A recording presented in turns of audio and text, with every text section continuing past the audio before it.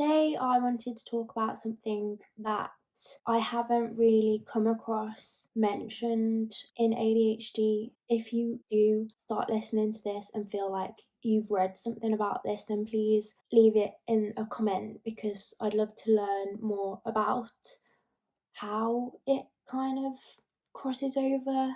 Today I let myself down because of one of my biggest and most problematic ADHD traits, which is being bad with time.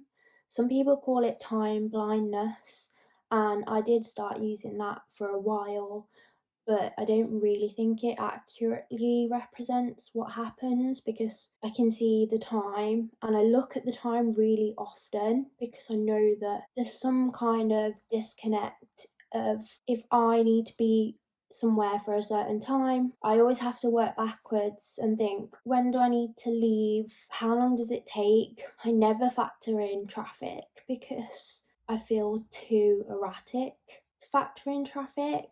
I feel like I'm always up against the clock. If there's traffic, then I will be late because I can't consider it. Otherwise, I just wouldn't be ready. So I don't factor in breakfast on a morning, for example, and I don't factor in traffic.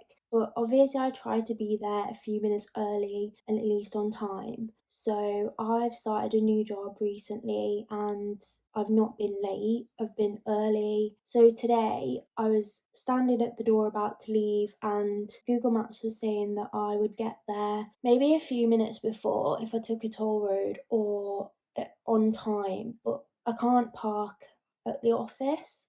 I have to park somewhere down the road and walk over. So regardless, I was going to be a few minutes late. And that really panicked me because I've not been late before and I don't want to be known as being late. Something I've spoke to a therapy session on is feeling the need to renew myself each time I get a new job, give them the best version of me who I want to be. So going into this new job, I tried not to do that. I thought I'm just going to go in and be myself. So straight away after being offered the job, I told them about my ADHD and they're fine with it. They've been really supportive so far, but I haven't had many conversations around my ADHD, and part of that is because I don't want to start a new job and say, oh, I have this and it impacts work and therefore I need these accommodations.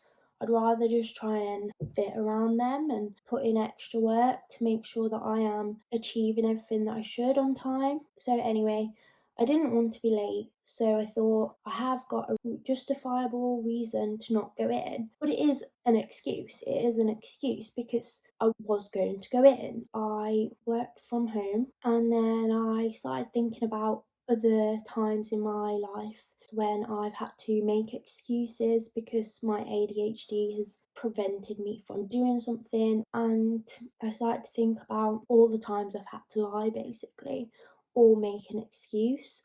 And they might be small, so it might be like when you've not done your homework, you have to give a reason, so you start racking your brain and you're like, we didn't have any paper and my mum's car was broken, so we couldn't get paper, so I couldn't do the homework. And they're only little things, they're only like minor white lies, but it actually ends up covering up a lot of the things that you're struggling with. And so I was reflecting this morning on whether me making excuses for my behaviour actually delayed my ADHD being recognised. And obviously, I only got a diagnosis mid-20s because I started to investigate it. And I'm thinking, like, how many times did I maybe lie to a parent because I didn't want to get told off, or lie to friends because I didn't want to be embarrassed?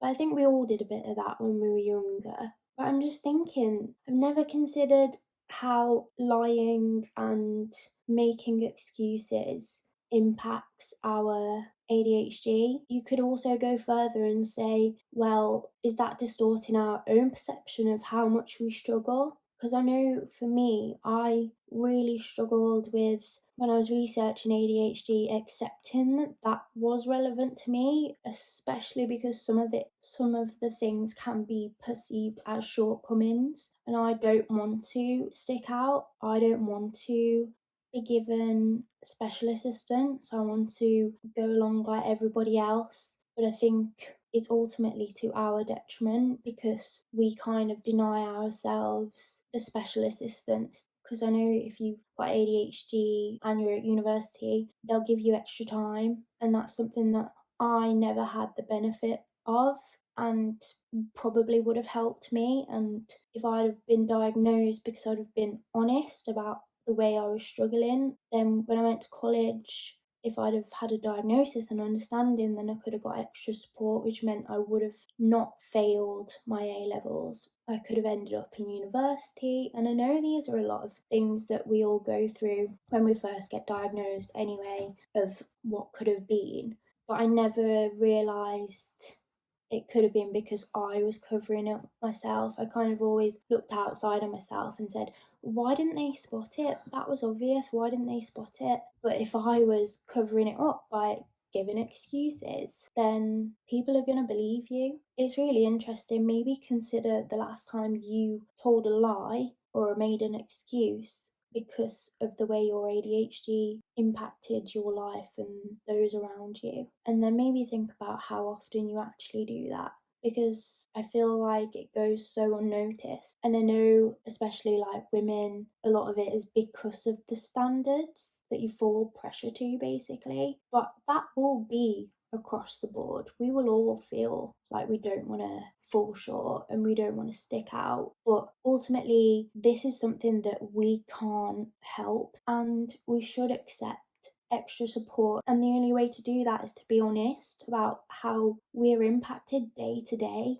and how much of a struggle it is day to day, and how even the little things such as being able to read time and process how long things are going to take you, just something that just seems so simple, is not.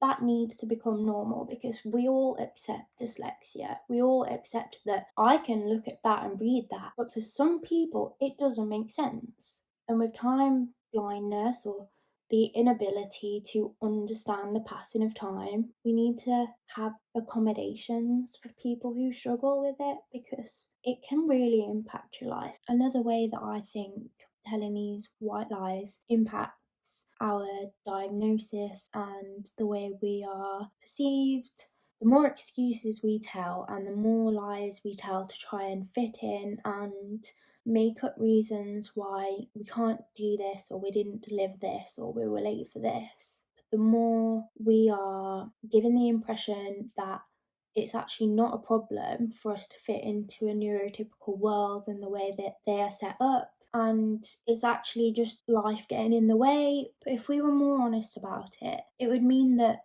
people get a better idea of how much we have to overcompensate in order to fit into a neurotypical routine, instead of just being real and saying, actually, I really struggle with this. And I guess that's where masking comes into it as well. And RSD, like the fear of rejection and the fear of failure, is a huge one for me. So I don't want to be honest. I don't want to say I have faults. But it's something that we need to admit to, because we also have a lot of strengths. And in order to play to our strengths, we need to admit where we need more support. So that's all I have on this topic, but I hope you found it interesting. I'm definitely going to be more aware of when I'm putting myself in those situations and trying to be more honest with myself and other people. And I hope you can do this too. So thank you for watching. If you want to get involved, leave me a comment and I'll get back to you. Have a great day.